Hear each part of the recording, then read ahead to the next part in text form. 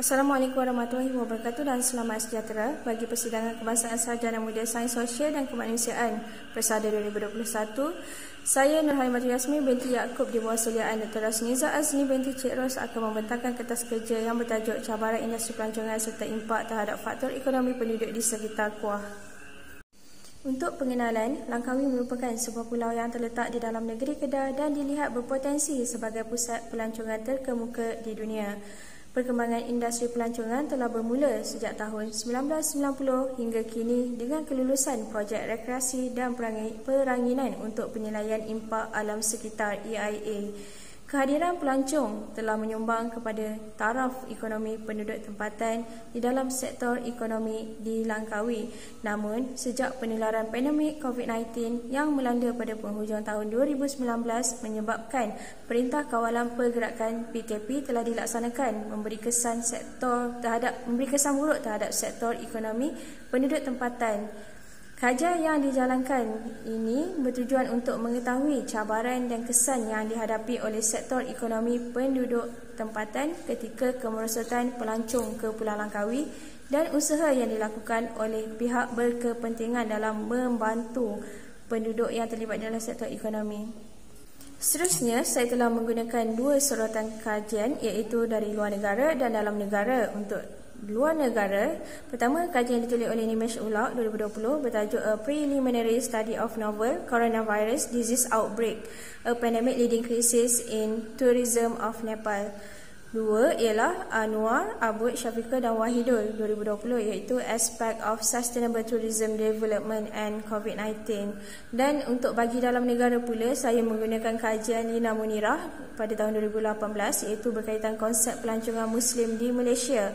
Dan yang kedua iaitu kajian ditulis oleh Siti Masayu dan Fatimah 2020, Amalan dan Penglibatan Peniaga Kecil melalui perniagaan digital semasa pandemik COVID-19 di Malaysia. Metodologi kajian adalah meliputi cara, kaedah dan pendekatan yang digunakan untuk mencapai objektif dan matlamat kajian. Oleh itu, saya menggunakan dua kaedah iaitu kaedah kuantitatif dengan mengedarkan borang soal selidik secara rawak kepada 51 orang responden kemudian menganalisis data yang diperolehi. Dan yang kedua adalah kaedah kualitatif dengan menemubual informan yang terdiri daripada pihak berkepentingan.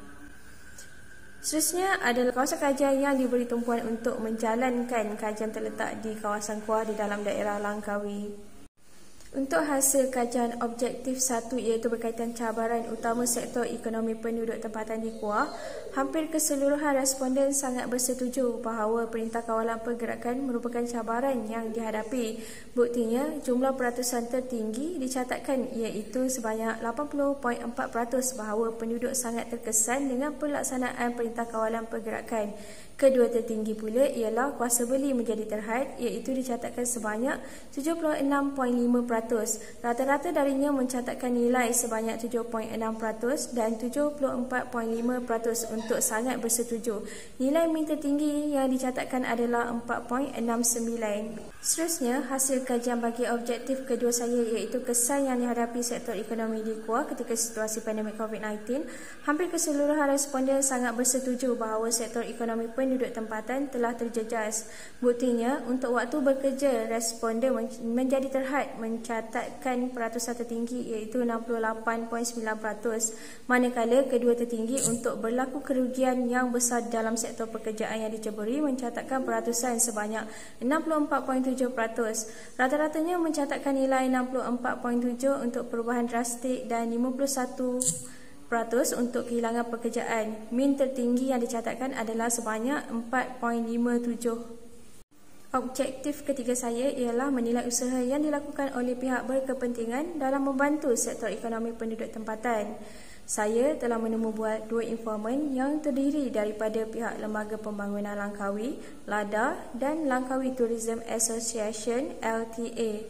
Antara usaha yang telah dilakukan ialah pertama, dengan melaksanakan tindakan pemulihan ekonomi Langkawi, di mana pihak LADA memberi tanah dan membeli semula hasil tanaman yang diusahakan oleh penduduk tempatan. Dan usaha yang kedua adalah dengan melaksanakan pelancongan bubble tourism yang bermaksud gelembung perjalanan yang melibatkan 80% penduduk yang divaksin sahaja. Dan ketiga adalah pembukaan pintu sepadan iaitu Pulau Pinang, Perlis dan Kedah, yang mana dikatakan dapat menyumbang 60% pendapatan ekonomi penduduk. Yang keempat adalah penduduk divaksin sepenuhnya dari 400 kepada 1,000 orang sehari. Dan yang terakhir ialah penyambungan tempoh iSignal 2.0 kepada penduduk tempatan di dalam sektor ekonomi supaya mereka dapat meneruskan kehidupan sepanjang pelaksanaan Perintah Kawalan Pergerakan. Untuk rumusan dan cadangan, pelaksanaan Perintah Kawalan Pergerakan ketika pandemik COVID-19 telah memberi impak terhadap pendapatan, pekerjaan, perbelanjaan, kuasa beli dan simpanan penduduk yang terlibat di dalam sektor ekonomi di Kuala.